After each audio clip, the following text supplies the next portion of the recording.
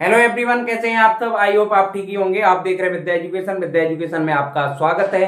तो आज का टॉपिक है वो बहुत ही महत्वपूर्ण टॉपिक है, वो है जल प्रतिबिंब वाटर इमेज। जल प्रतिबिंब वाटर इमेज जिसे कहते हैं, ये जवाहर नवोदय विद्यालय प्रवेश परीक्षा के लिए और सैनिक स्कूल प्रवेश परीक्षा के लिए बहुत ही इंपॉर्टेंट टॉपिक है। हम एकेडमिक भी तैयारी कराते हैं, लेकिन हम जवाहर नवोदय विद्यालय और सैनिक स्कूल की भी तैयारी कराते हैं, जो कि ऑनलाइन फ्री क्लासेज आपको देखने के लिए मिलेंगी, टॉपिक वाइज मिलेंगी। तो वीडियो के अंत तक बने रहें और आइए जानते हैं। ये टॉपिक है आपका जवाहर नवोदय विद्यालय और सैनिक स्कूल के लिए जल प्रतिबिंब वाटर इमेज कहते हैं, जिसे क्या कहते हैं, वाटर इमेज। हमने बताया पिछली क्लास में, हमने बताया कि जो दर्पण प्रतिबिंब होता है वो इस तरह से इस तरह से इसका डायग्राम बनता है, और जो जल प्रतिबिंब होता है उसका नीचे की तरफ डायग्राम बनता है। क्योंकि जो मिरर इमेज होता है, दर्पण होता है, दर्पण को कहते हैं हम शीशा, शीशा से डिनोट करते हैं मिरर। मिरर का मतलब है शीशा।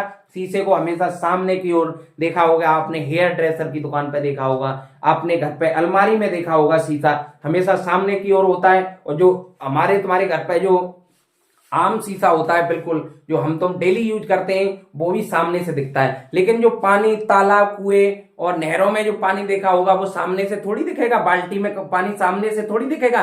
बाल्टी में तो पानी नीचे की तरफ जब झुकेंगे हम तभी तो दिखेगा। अपना जो सर है, जो अपना चेहरा है, अपना फेस है, उसे झुकाएंगे तो नीचे की तरफ क्या दिखेगा, पानी में अपनी आकृति सन्निहित तो होती दिख रही होगी, अपनी आकृति छिपी हुई होती दिख रही होगी। तो इसमें देखेंगे, आइए जानते हैं। दर्पण प्रतिबिंब में इस तरफ बनता है, और जो वाटर इमेज होता है, जल प्रतिबिंब होता है, उसका डायग्राम नीचे की तरफ बनता है। तो आइए जानते हैं। ये दिख रहा है आपको एरो, क्या दिख रहा है आपको, एरो। और ये आकृति, इस आकृति के बारे में, इस आकृति के बारे में, इस आकृति के बारे में बात करेंगे, क्योंकि ये जो वर्गाकार है ये तो सेम ही रहेगा, चाहे जल में देख लो या दर्पण में देख लो, वर्गाकार जो आकृति है वो सेम ही रहेगी। लेकिन हम अंदर वाली की बात करेंगे, इसी से हम क्वेश्चन को डिनोट करेंगे। ये प्रीवियस ईयर क्वेश्चन है। आप जल प्रतिबिंब को ए और बी पे दिखाया गया है, जल प्रतिबिंब को पी और क्यू पे दिखाया गया है, जल प्रतिबिंब को ए और बी पे दिखाया गया है। तो एरो का, जब एरो को नीचे की तरफ झुकाया जाएगा तो ऐसे ही तो हो जाएगा एरो, ऐसे ही तो हो जाएगा एरो। अब देखेंगे टी, वर्गाकार को सेम लिखेंगे, क्योंकि इसमें तो आकृति सन्निहित करनी है, इसमें आकृति को रखना है। तो टी अगर इस तरह से है तो नीचे झुकेगी, तो किस तरह से हो जाएगी टी, इस तरह से। ये टी पानी में दिखेगी, ये टी वाटर में दिखेगी, ये टी जल में दिखेगी, तो अपोजिट हो जाएगी। ऐसे ही 177 को जानेंगे, 177 को जानेंगे, ये जल प्रतिबिंब में किस तरह से दिखाई देगा। तो इससे तो कोई मतलब ही नहीं है, क्योंकि ये तो जल प्रतिबिंब की दिशा को आकर्षित कर रहा है कि इस तरह से प्रतिबिंब कैसे दिखेगा। तो आइए जानते हैं, वन को जब पलटेंगे तो कैसे दिखेगा, ऐसे। इसमें कोई ना कुछ और नहीं है, केवल वन है, सिंपल वन है। अगर इसे इस तरह से वन कर देते तो इसकी आकृति इस तरह से हो जाती, लेकिन इसमें जो प्रीवियस ईयर में क्वेश्चन है वो वन इसी तरह से दर्शाया गया है। अब 7 को इस तरह से देखेंगे तो 7 कैसे बन जाएगा, ऐसे ही तो बन जाएगा। इसे 7 को देखेंगे तो ऐसे ही तो बन जाएगा 7। अगर आप देख रहे हैं सादा तो बनेगा सादा, सादा। अगर आप देख रहे हैं सादा तो बनेगा सादा, और सादा ही दिखाया गया है। 7 कभी कभी ऐसे भी आ जाता है, ऐसे, तब 7 को ऐसे बनाते हैं। तब 7 को कैसे बनाते हैं, ऐसे बनाते हैं। तो ये इसमें सिंपल दिखाया गया है 7, तो इसमें भी सिंपल 7 हो जाएगा। ये जल प्रतिबिंब की आकृतियां हैं। इसमें देखिए क्वेश्चन नंबर 4 में 1 2 3 तीन क्वेश्चन को हमने क्लियर कर दिया है, क्वेश्चन नंबर 4 में आ रहे हैं। अब देखिए इसमें देखिए 1HA8, 1HA8।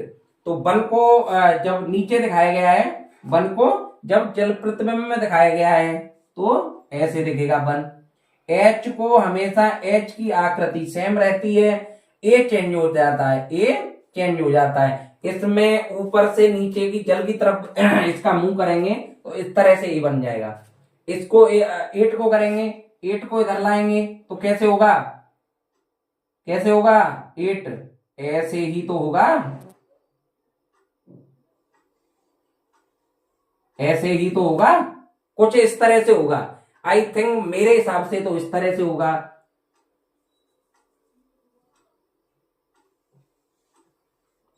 मेरे हिसाब से तो इस तरह से होगा, आप भी बना सकते हैं। कुछ बनाने में मुझे 8 को हमेशा मुझे प्रॉब्लम आती है बनाने, 8 को जब उल्टा बनाता हूं तब प्रॉब्लम आती है मुझ पे। तो इस तरह से बनता है, आप भी बना के देख सकते हैं, क्योंकि आपको 8 को अपोजिट इस तरह से रखना है।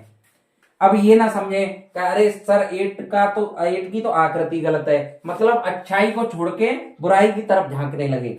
मैंने 10 अच्छाई बताई, एक थोड़ी भी मिस्टेक हो गई उस पर आपने पकड़ लिया, लेकिन मैं 8 इसी तरह से बना पाता हूं, आप भी 8 बना के देख सकते हैं। ये क्या है, कौन, इसे क्या कहते हैं इंग्लिश में, कौन, कौन कहते हैं। इसकी जो आकृति बनेगी वो इस तरह से ही तो बनेगी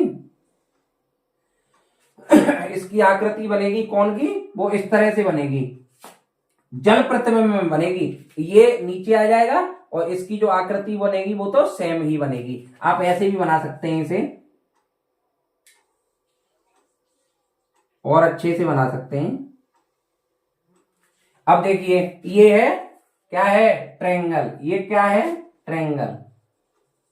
ट्रायंगल की आकृति देखिए, ये जब नीचे जाएगा तो कैसे बनेगी इसकी आकृति, कैसे बनेगी, इस तरह से ही तो बनेगी।